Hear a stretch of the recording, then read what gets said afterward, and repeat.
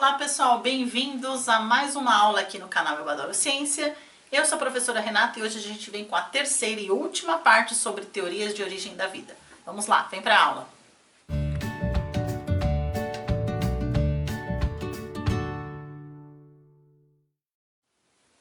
Bom pessoal, essa última parte da nossa série sobre a origem da vida vai falar justamente o que aconteceu, quais são as hipóteses de como aconteceu a evolução metabólica após o surgimento do primeiro ser vivo. Na aula anterior nós vimos que depois de algumas modificações ali, moléculas muito simples se transformaram em moléculas complexas chamadas de coacervado, que Oparin e Aldane deram o nome de pré-ser vivo, e a partir disso a gente tem a origem da primeira vida. E aí, como que essa vida continuou a história evolutiva até ter todas as formas de vida que nós conhecemos hoje? Bom, nós temos duas grandes hipóteses ou teorias de evolução metabólica. A primeira hipótese é a hipótese heterotrófica, ou seja, é a hipótese que acredita que os primeiros seres vivos eram heterótrofos, ou seja, aqueles que não conseguiam sintetizar o próprio alimento, retiravam o alimento do ambiente.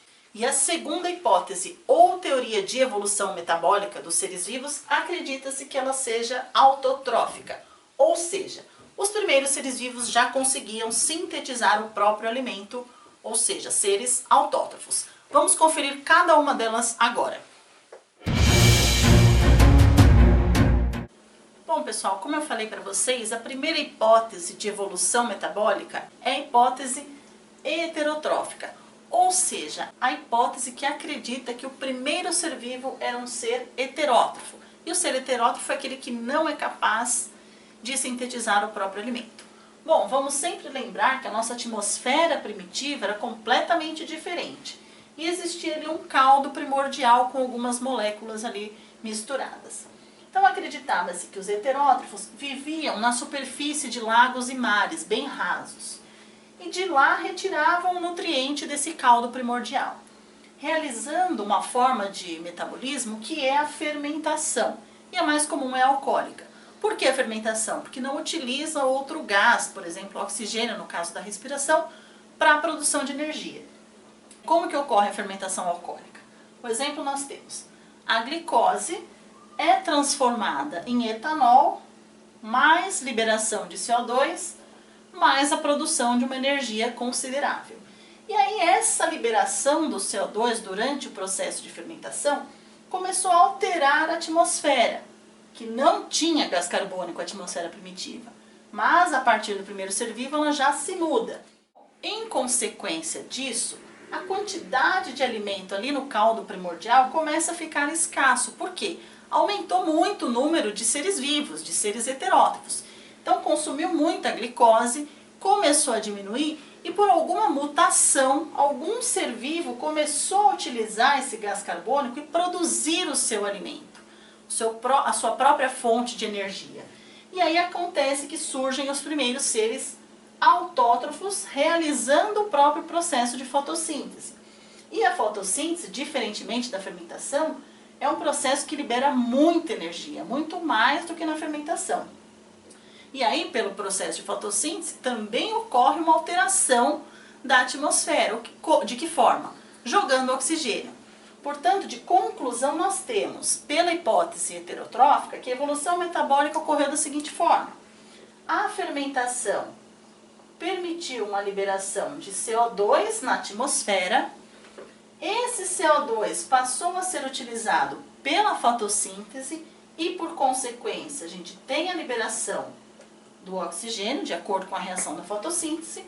E por último, esse oxigênio passa a ser utilizado no processo de respiração ao longo do tempo, que também vai liberar CO2 para a atmosfera. E aí esses gases e esses processos acabam acontecendo concomitantemente, eles são um dependente do outro. Mas essa é uma das hipóteses. Agora nós vamos ver a hipótese autotrófica, que diz justamente o contrário, que o primeiro ser vivo não era heterótrofo, era autótrofo. Confere aí. Bom, agora a hipótese autotrófica, que diferente da heterotrófica, acredita que o primeiro ser vivo era um ser autótrofo. E o ser autótrofo é aquele capaz de sintetizar o próprio alimento.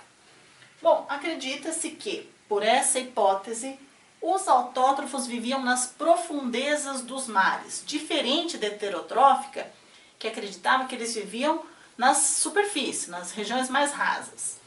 Por que eles viviam lá nas profundezas?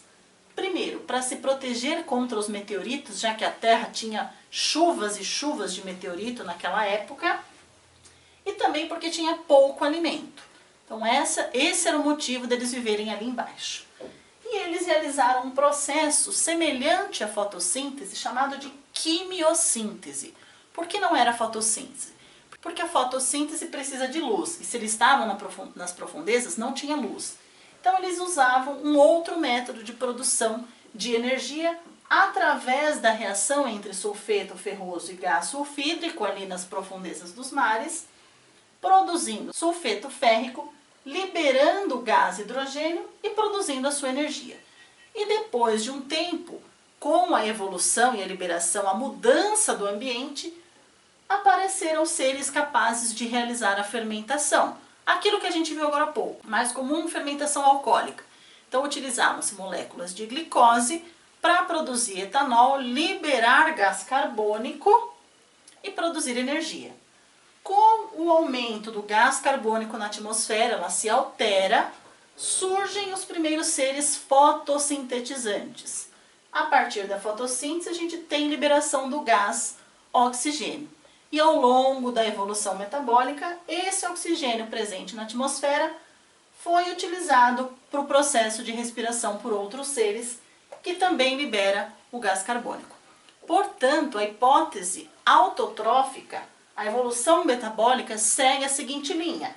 Primeiro surgem os quimiosintetizantes, ou seja, organismos capazes de produzir o próprio alimento a partir de uma substância química. Da quimiossíntese surgem aqueles capazes de realizar a fermentação, que libera CO2 para a atmosfera. Esse CO2, depois de um tempo, faz com que surjam os fotossintetizantes, vão consumir esse gás e vão liberar um novo gás para a atmosfera, o oxigênio. E ao longo do tempo surgem os organismos capazes de realizar respiração, absorvendo o oxigênio da atmosfera e liberando também o gás carbônico. Maravilha! E como seriam os primeiros seres vivos? Até então não se sabe, mas acredita-se que eles eram unicelulares,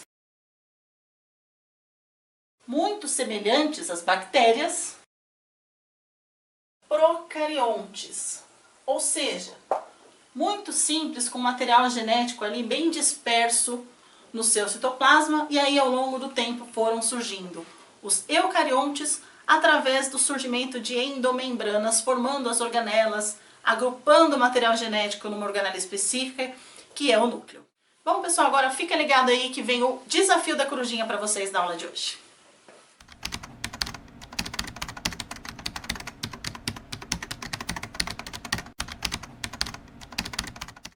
E aí, pessoal, como é que foi esse desafio? Muito fácil, muito difícil, complexo?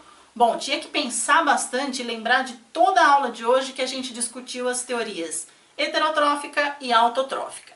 E eu perguntei para vocês, a corujinha, né? A corujinha perguntou para vocês qual é a sequência da evolução metabólica nas duas teorias, heterotrófica e também na autotrófica. Começando pela heterotrófica, a gente viu que o primeiro ser vivo, de acordo com essa teoria, é um ser heterótrofo. E a primeira forma de produção de energia começou com a fermentação. A fermentação liberou gás carbônico para a atmosfera e a presença desse gás permitiu com que começassem a surgir novos seres, que são seres fotossintetizantes. A fotossíntese passou a liberar um novo gás para a atmosfera, que é o gás oxigênio. E a partir disso surgiram seres capazes de realizar a respiração.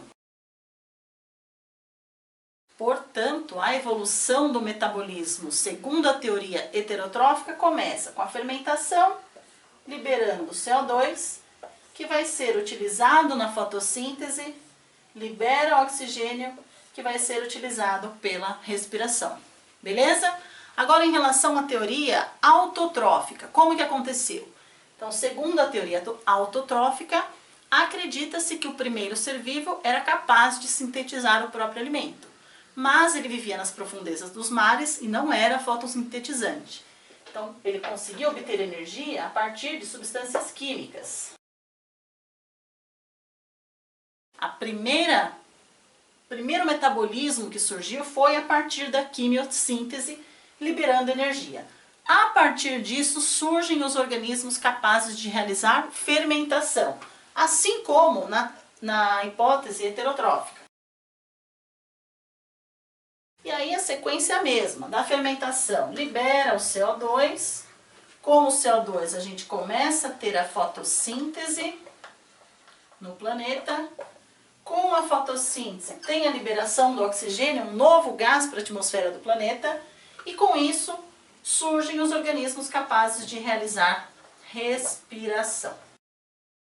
Bom, pessoal, espero que vocês tenham gostado dessa aula de hoje, a última parte sobre teorias de origem da vida. Se você ainda não curtiu as partes 1 e 2, eu recomendo você assistir, elas estão aqui no card e o link na descrição. Curta o canal nas redes sociais, Facebook, Twitter, Instagram. Bons estudos e até a próxima aula!